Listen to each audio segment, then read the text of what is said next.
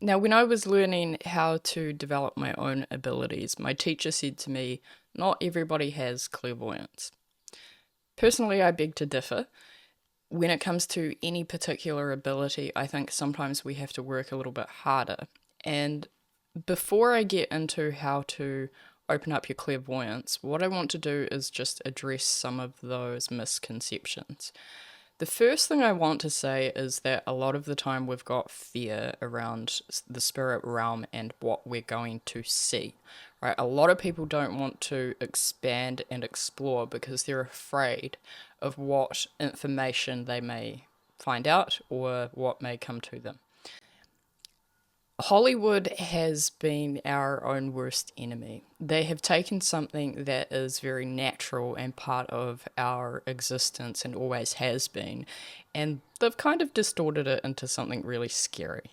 Now, when you're opening up to spirit, I can tell you over 15 years, I've only ever seen gnarly looking spirits 3 times. And that's a long period of time to be communicating with spirit and only see that many gnarly looking visuals. Okay, they don't pop out like human beings, generally speaking. They don't come in the form that they have passed away in. If there's been a horrendous accident, for example, it doesn't happen like that. Now, our spiritual world is very subtle, and that communication happens on just the same level.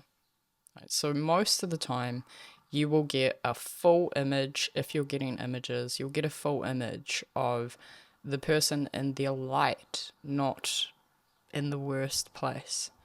Sometimes we do get greeted by lost souls who haven't quite gotten to the light, and they can feel more real. They can look more real. They'll be more sort of physical in ways. For example, if somebody has already crossed over and the auntie, grandmother, whoever has gone to the light, their frequency has shifted to a higher dimensional space, which means it's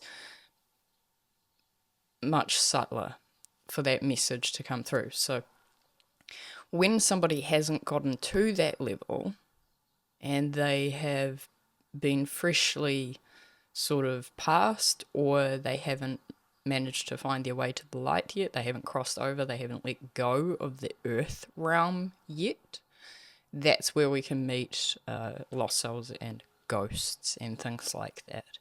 Now, you take into perspective the amount of spirit in the spirit realm, and that is a very small minority of the spiritual world. So it's not scary. It's not as scary as what the movies have led us to believe.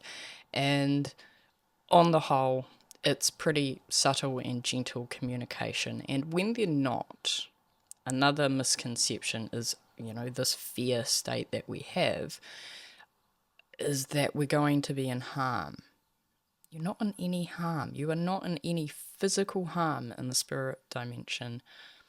There is not a person walking into your house and taking your TV out. Okay, so just try to remember that when you're battling with potential fears with spirit, because you're not in any immediate physical danger whatsoever.